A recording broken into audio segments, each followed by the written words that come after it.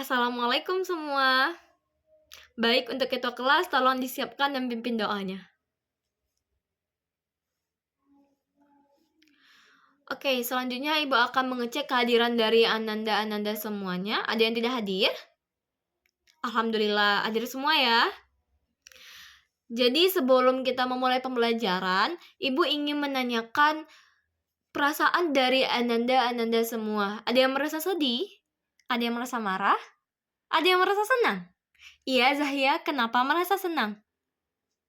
Baik, jadi Ananda-Ananda Ibu merasa senang ya jika belajar dengan Ibu. Oke, selanjutnya Ibu akan menguji kembali materi-materi pembelajaran sebelumnya dengan soal pretest yang sudah Ibu buat.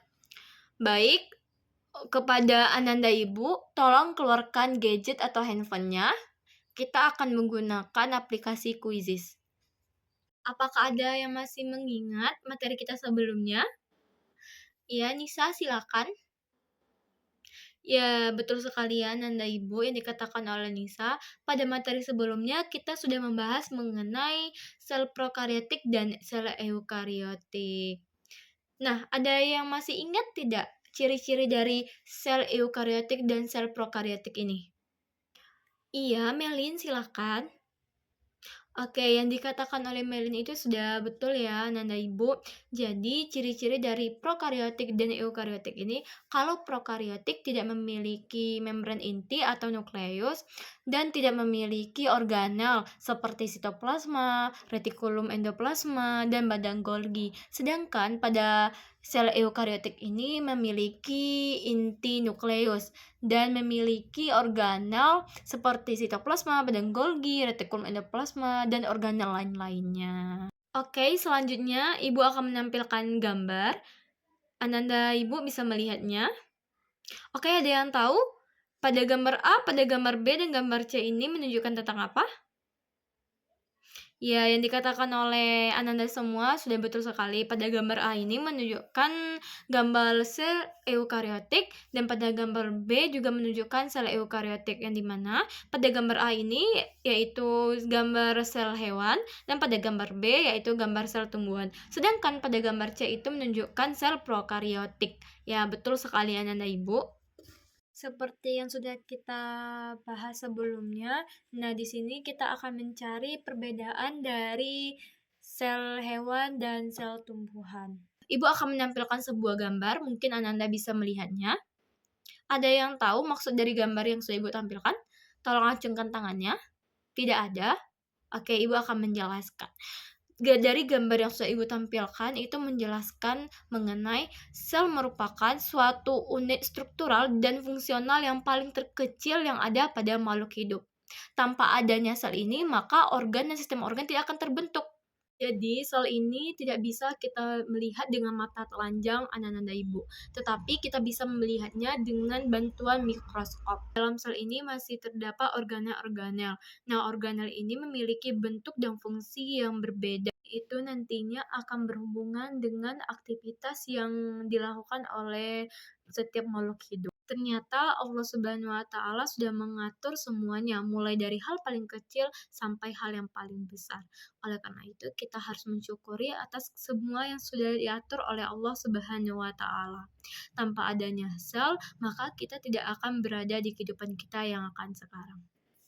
Adapun tujuan yang akan kita capai untuk pembelajaran pada hari ini yaitu ada dua. Yang pertama, peserta didik mampu mengidentifikasi struktur dari sel hewan dan sel tumbuhan. Dan yang kedua, peserta didik mampu menjelaskan organel-organel yang terdapat pada sel hewan dan sel tumbuhan. Nah, selanjutnya Ibu akan menampilkan sebuah video. Silakan dilihat terlebih dahulu. Oke. Kira-kira menurut Ananda semua, kenapa bentuk organel itu berbeda? Ada yang bisa menjawab? Tolong acungkan tangan. Iya, Zahia, silahkan.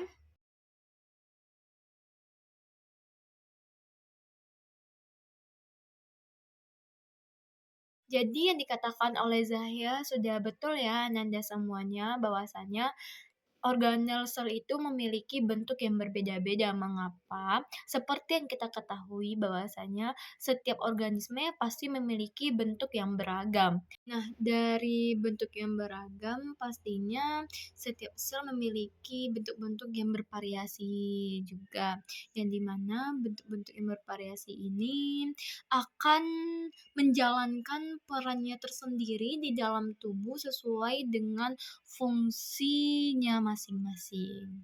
Organel sel merupakan sebuah struktur kecil yang ada di dalam sel yang dimana struktur ini memiliki fungsi tertentu. Adapun contoh organel sel yang ada di dalam tubuh yang pertama itu ada nukleus.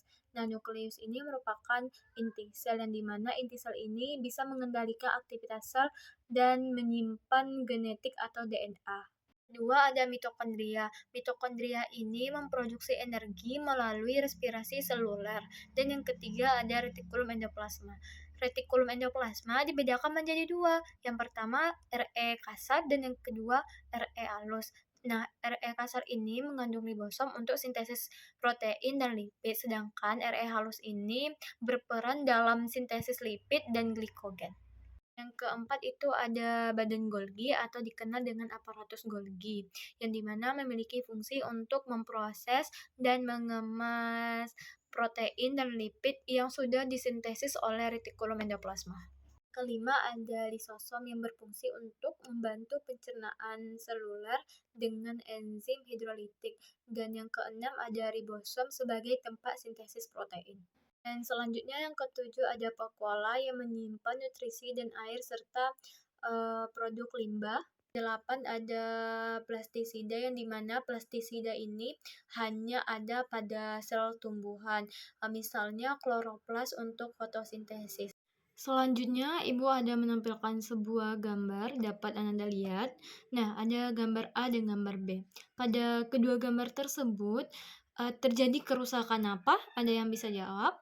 Iya, betul sekali. Jadi pada gambar yang sudah Ibu tampilkan terjadi kerusakan sel. Mengapa terjadinya kerusakan sel pada manusia dan pada tumbuhan yang sudah Ibu tampilkan tersebut? Nah, kita akan membahas mengenai fungsi-fungsi organel sel yang ada pada sel hewan dan sel tumbuhan. Baik, selanjutnya Ibu akan memberikan lembar kerja peserta didik, tapi sebelum itu Ibu akan membagikan dua kelompok terlebih dahulu. Yang sebelah kanan itu kelompok 1 dan sebelah kiri yaitu kelompok 2. Nah, nanti Ibu akan membagikan LKPD-nya dan Ibu minta untuk Ananda Ibu mengerjakan LKPD yang sudah Ibu berikan dengan teliti dan saling bekerja sama. Oke, Ananda Ibu semuanya, sebelum Ananda mengerjakan LKPD yang sudah Ibu berikan, Ananda bisa menggunakan gadget atau handphone untuk mencari literatur ataupun sumber referensi lainnya. Karena kita juga akan melaksanakan praktikum, jadi untuk pembagian tugasnya silakan Ibu serahkan kepada setiap kelompok. Jadi nanti ada yang sebagian melaksanakan praktikum dan ada sebagian yang melaksanakan atau mengerjakan soal-soal di LKPD. Bisa? Oke, bisa. Ananda Ibu, seperti yang sudah kita laksanakan praktikum, pada daun radius color ini memperlihatkan hasil tumbuhan yang dimana sel tumbuhan ini memiliki dinding sel yang sangat tebal dan tampak jelas, serta terdapat sel-sel berbentuk persegi yang disebut dengan poligonal dan memiliki inti sel. Selanjutnya, sel epitel pipi manusia yang dimana sel-sel berbentuk pipi dan tersusun rapat, serta lapisannya terlihat tipis dan inti selnya atau nukleus berada di tengah sel. Jadi, Ananda semuanya, dari hasil praktikum yang sudah kita laksanakan, organel apa yang membedakan antara sel hewan dan sel tumbuhan? Ada yang tahu? Iya, Zahya, silakan. Iya, yang dikatakan Zahya sudah betul sekali bahwasannya pada sel tumbuhan itu memiliki organel kloroplas, yang dimana kloroplas ini sebagai tempat fotosintesis, yaitu proses pengubahan energi cahaya matahari menjadi energi kimia dalam bentuk glukosa. Sedangkan pada sel hewan itu terdapat organel lisosom. Nah, lisosom ini memiliki fungsi untuk proses pencernaan dan penghancuran bahan-bahan yang tidak diperlukan lagi oleh sel. Dan ada sentriol. Sentriol ini merupakan proses pembentukan selia dan flagela dan bisa juga sebagai tempat pembelahan sel. Kita akan melakukan post-test, yang dimana post-test ini sebagai acuan untuk ibu menilai seberapa paham ananda ibu tentang pembelajaran kita pada hari ini. Jadi tolong disiapkan gadgetnya ya. Oke, selanjutnya siapa yang bisa menyimpulkan pembelajaran kita pada hari ini? Ada yang bisa? Iya, Risa, silakan. Ya, yang disampaikan oleh Risa sudah betul ya, Nanda Ibu semuanya, bahwa perbedaan pada sel tumbuhan dan sel hewan yang pertama pada dinding sel. Nah, pada dinding sel tumbuhan itu lebih cenderung kaku, sedangkan pada sel hewan eh, fleksibel, tidak kaku.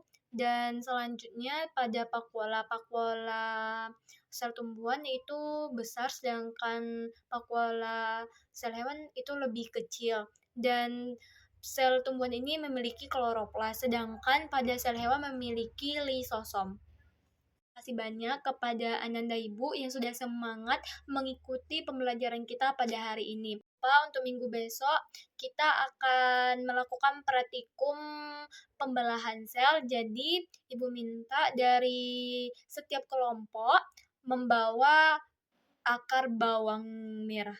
Paham? Oke, terima kasih banyak. Ketua tolong disiapkan.